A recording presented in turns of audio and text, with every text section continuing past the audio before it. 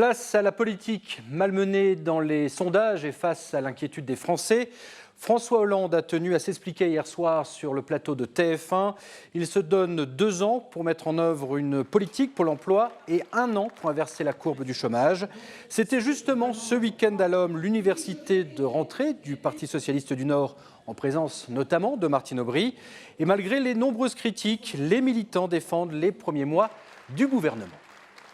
Il fait son travail, il n'y a personne qui peut le nier. Il n'essaye pas de faire d'être partout.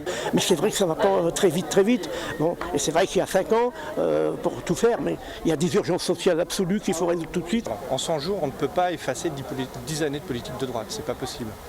Beaucoup d'engagements ont déjà été tenus. Il est évident qu'on attend encore des choses.